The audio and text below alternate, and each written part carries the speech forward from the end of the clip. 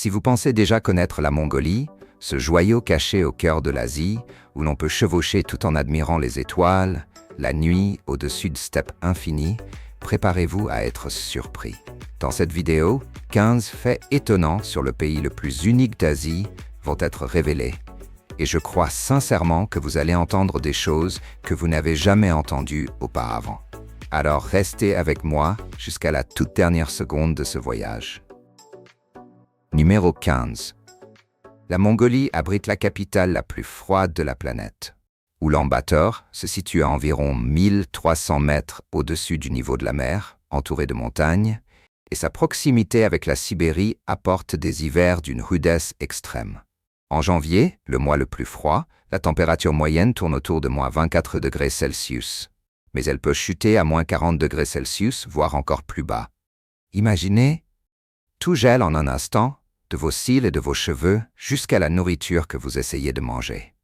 Pour faire face à ce froid qui transperce les os, les habitants ont leur propre stratégie pour rester au chaud.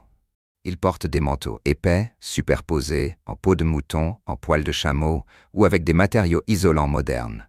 Bonnets de fourrure, gants, écharpes et solides bottes en cuir sont indispensables. Les maisons d'Oulan-Bator sont conçues pour retenir la chaleur, souvent dans un esprit pratique, inspiré du nomadisme.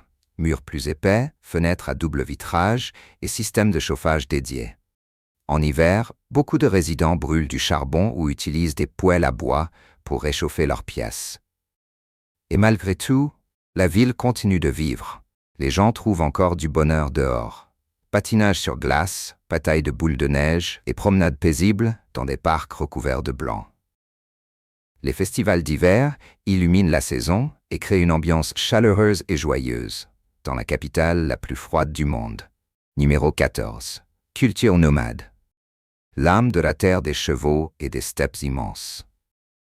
Quand on parle de la Mongolie, impossible de ne pas évoquer la culture nomade, un mode de vie qui existe depuis des milliers d'années et qui se perpétue encore aujourd'hui. Selon The Seasons, environ 30 à 40% de la population mongole vit toujours de manière nomade, se déplaçant avec ses troupeaux d'un pâturage à l'autre. Leur vie est intimement liée à la nature et à des animaux, comme les chevaux, les moutons, les chèvres, les bovins et les chameaux, élevés pour la viande, le lait, la laine, le cuir et la force de traction. Les chevaux sont une partie essentielle de la vie mongole, non seulement comme moyen de transport, mais aussi comme symbole de liberté et de puissance. Et si vous vous demandez si les nomades construisent des gratte-ciel ou des structures en béton armé, la réponse est non. À la place, ils vivent dans des gerres, des yourtes, faciles à démonter et à déplacer, parfaitement adaptées à la vie nomade.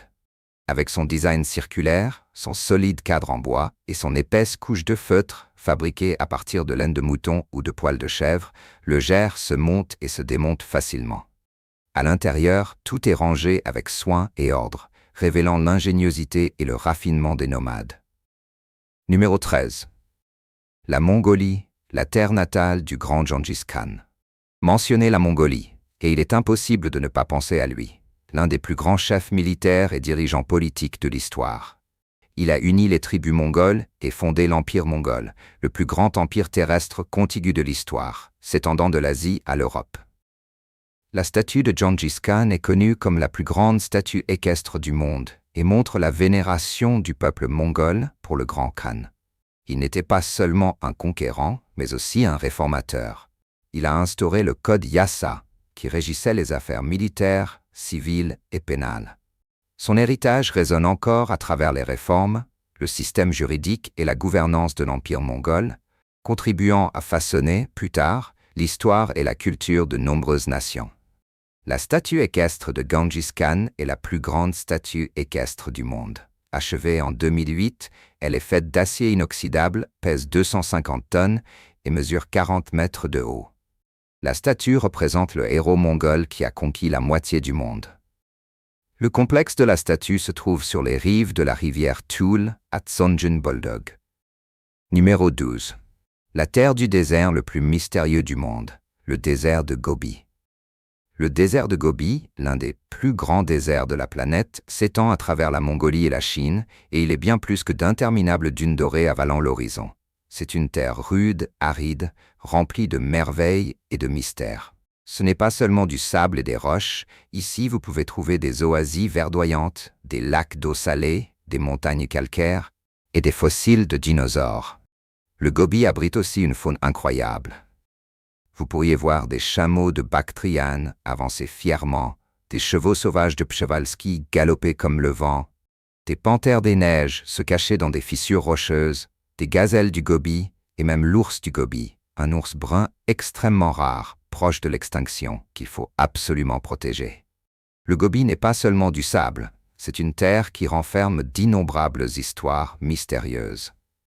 Les habitants disent que, lors des nuits sans lune, quand un vent glacé balaie les dunes, on peut entendre des murmures, comme des appels venus du passé. Les voix de marchands et de voyageurs perdus, disparus dans l'immensité des sables. Certaines légendes racontent que des fantômes apparaissent entre les dunes, guidant les plus courageux, mais les avertissant du danger. Si vous voulez plus d'histoires spirituelles sur le Gobi, écrivez 1 tout de suite en commentaire, juste en dessous.